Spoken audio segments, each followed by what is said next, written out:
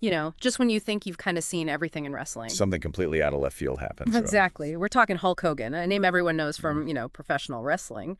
But now he's jumping into amateur wrestling. Mm-hmm. Yeah, forget the Hulkamania running wild in the WWE for a second. This deep dive, we're focusing entirely on Real American Freestyle. It's a new league, and Hogan's right there at the top. Okay, so our mission, yours and mine, and everyone listening, is to figure this out. Why is this absolute icon of pro wrestling suddenly diving into traditional freestyle? What is this Real American Freestyle League anyway? And what could it all mean? Yeah, it's definitely got people talking. It really could be interesting. We're basically looking at the news reports, seeing what the wrestling world is saying, trying to piece it all together. And it seems like the spark, the real starting point, was actually, well, it was the recent NCAA Divisions Wrestling Championships. Oh, okay. What happened there? Specifically, it was Wyatt Hendrickson from Oklahoma State beating Gable Steveson. Wow, Gable Steveson, the Olympic gold medalist. That's huge. A massive upset. Hendrickson got a late takedown to win the whole thing. But it wasn't just the win itself that seemed to grab Hogan. Right, there's more to it. Apparently, yeah. The reports really focus on what happened right after. Hendrickson saluted President Trump, who was there, and then they shook hands, embraced. Hendrickson had the American flag draped over him. Ah, okay. And that sequence, that visual, resonated with Hogan. It really seems like it. There's that quote from him going around, something like, when I saw that happen and I saw our president hug him, I went, okay, we are on point. We're ready to go, and instincts have prevailed, and I smell victory. Yeah, I saw that. It sounds like that specific moment just clicked for him, made him feel like, okay, now is the time. Precisely. And then now is this new league, Real American Freestyle. Hogan stepping in as the commissioner. Commissioner Hogan, huh? Okay. So what's the main goal here? Well, a big part of it seems to be tackling something that's always been an issue in amateur wrestling. Money. Or, the lack of big earning opportunities for athletes. Right. It's not like pro sports where the top stars make millions. Exactly. So this league aims to give these wrestlers more ways to actually earn a decent living from their sport.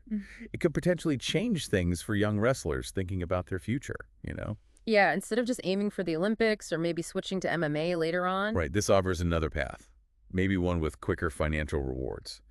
It definitely raises questions about, keeping talent in traditional wrestling structures. So Hogan wants to bring some of that pro wrestling financial clout to the amateur side. What's the actual competition going to look like? The plan, at least initially, is for single matches. They're setting up 8 weight classes for men and 4 for women. Okay, single showcase matches. And they have an event planned. Yep. The first one is set for August 30th. It's going to be in Cleveland. They've said other locations will be announced later. August 30th, Cleveland. Got it. Are these like standard Olympic weight classes? Or something new? Generally, yeah, they seem to align with the international freestyle standards. The style you see in the Olympics. Which is different from folk style, the college and high school style, right? Yeah. Different rules, scoring, more focus on throws and leg attacks in freestyle usually. Interesting. And the timing feels, well, timely, doesn't it? There's talk about wrestling getting more popular in the U.S. recently. Oh, absolutely. You look at the last Olympics, Paris 2024. The U.S. women's freestyle team did incredibly well. 4 medals and 6 weights. Wow, 4 medals. That's impressive. And the men's team brought home 3 medals, too. That definitely boosts the sport's profile. And it's not just the elite level, is it? I heard participation numbers are up, too. Yeah, record numbers, apparently, for both boys and girls in high school and college wrestling, folk style mainly, over the last couple of years, 2023, 2024. So there's definitely a growing interest from the ground up. Which makes Hogan stepping in now even more intriguing. He's not just creating something out of nothing. No, he's definitely tapping into this existing momentum, and he's already attracting some pretty big names to get involved. Like who? Well, for the women's side, they're really highlighting Kennedy Blades. Oh, Kennedy Blades, the silver medalist from Paris. That's her.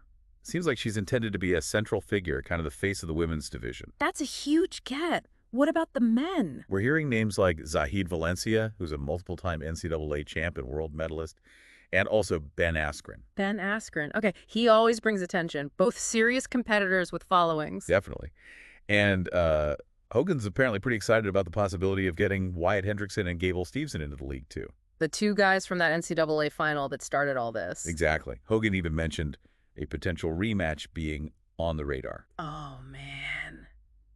That would draw a lot of eyes, no question. For sure. Okay, let's switch gears a bit. What about the business side of this? This isn't just Hogan's passion project, right? There's real backing. Seems like it. Real American Beer, which is already linked to Hogan, is the title sponsor. Makes sense. Okay, that fits. But then you've also got Chad Bronstein as co-founder and president. He brings business experience. And another sponsor called Cassius. And crucially, they've got investment from Left Lane Capital. Yeah, and that's significant, isn't it? It really is. Left Lane has backed other sports ventures, like Gerard Piquet's Kings League, Shaun White's Snow League, League One Volleyball. They know this space. Having them invest adds, a layer of seriousness. Absolutely. It suggests this is a properly structured venture, not just a whim. It gives it credibility right out of the gate. So it still seems a bit surprising to some fans, I bet, that Hogan's next big thing isn't professional wrestling. Why this specifically? What's his reasoning? Well, the way he puts it, it's about the excitement of working with these young athletes, helping them become stars, mentoring them. He talks about getting involved with championship material. So it's a different kind of buzz for him now, maybe. More about building something and guiding talent. Seems that way. And it's important how they're handling college athletes, too. Right, because of NIL deals now. Exactly. Name, image, and likeness means college athletes can earn money without losing eligibility. So Hogan's League can potentially feature current college stars. But they're being careful not to clash with college wrestling. Yeah, Hogan's been clear they don't want to interfere with NCAA wrestling or, USA wrestling competitions, the Olympics, etc. It's meant to be complementary, not competitive with those existing structures. That's smart positioning, avoids ruffling feathers.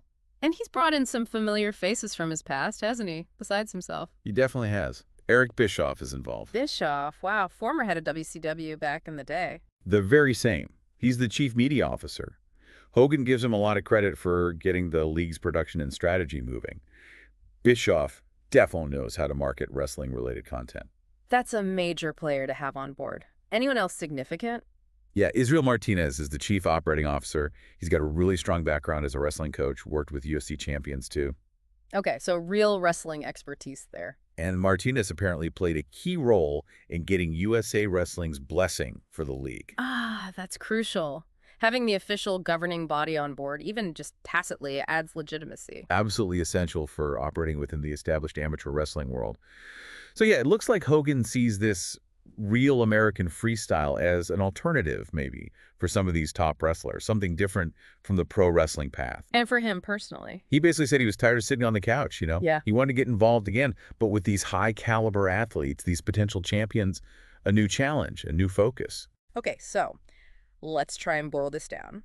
Hulk Hogan sees wrestling, particularly amateur wrestling, growing in popularity.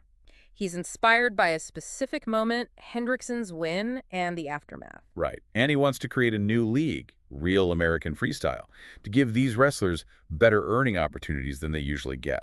It's backed by sponsors like his own Real American Beer, plus outside investment from firms like Left Lane Capital, and involves key figures like Bischoff and Martinez. And they're already attracting top talent like Kennedy Blades, with eyes on others, maybe even a huge rematch.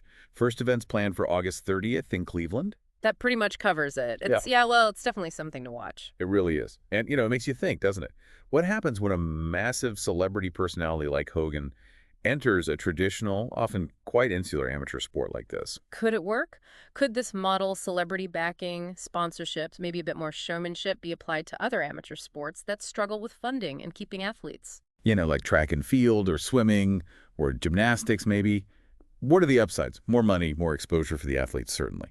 But are there downsides? Does it change the amateur spirit? Does it clash with existing structures? It's that intersection of entertainment, celebrity, big money, and traditional sport. Lots to mull over there. Where does this lead? We'll have to wait and see.